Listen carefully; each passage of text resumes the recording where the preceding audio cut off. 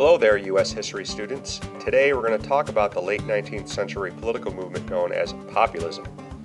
In the 1890s, a growing number of farmers and low-wage workers began to feel the pressure of the new urban industrial economy that was dominated by powerful corporations and banks who served their own interests at the expense of others. Frustrated with being economically squeezed by these big business interests, Midwestern farmers began to organize and fight for their own economic rights. This is what the populist movement was all about. Farmers in the 1890s faced a number of problems. Some of these issues still impact farmers today. In order to compete, farmers had to have expensive machines like tractors, steel plows, and reapers. In order to get them, they had to borrow money from banks. Since money was scarce, banks were charging high interest rates for loans, which kept farmers constantly in debt. Midwestern farmers also had to rely on railroads to ship their products to eastern markets. Knowing that farmers had no other option, some railroads charged farmers expensive shipping rates. Another problem farmers faced was a drop in crop prices. Because farming was becoming more and more mechanized, some crops were being overproduced. Overproduction led to a steep decline in farmers' profits. Farmers tried to make up their losses with volume selling, which contributed to overproduction again. Stuck in this vicious cycle of debt and overproduction, farmers were becoming increasingly frustrated. Out of this frustration, farmers began to organize economically and politically to fight for their interests.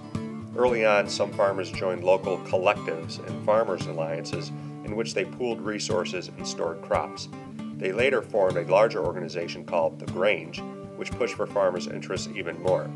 Eventually, a new political party was formed that tried to unite the combined interests of Midwestern farmers and low-wage industrial workers in the East, called the People's Party, also known as the Populist Party. The Populist Party grew in size and won some local and state elections.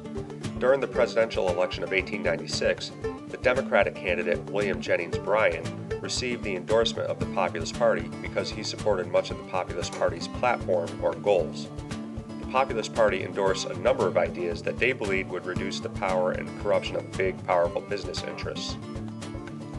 One of the biggest pieces of the Populist Party platform was increasing the money supply by using the silver standard as opposed to the gold standard. One risk of this, however, is that it could lead to inflation.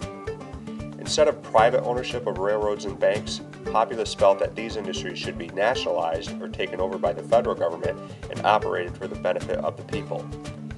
They believed in abolishing sales taxes, which generally hurt poor people, and replacing it with a national graduated income tax instead. Populists believed in labor reforms, such as an 8-hour workday, and they also believed in limits on immigration.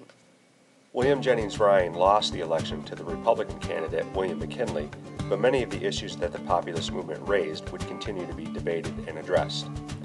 To summarize the populist movement, here are the main facts. The populist movement began in order to address the economic problems faced by farmers, such as a decline in food prices due to overproduction, debt because of high interest rates, and high shipping rates. Farmers first formed local organizations like the Grange and eventually joined the Populist Party. The Populist Party believed in using the silver standard, not the gold standard, government ownership of railroads and banks, replacing sales taxes with graduated income taxes, and labor reform. That's all for the Populist Party for today.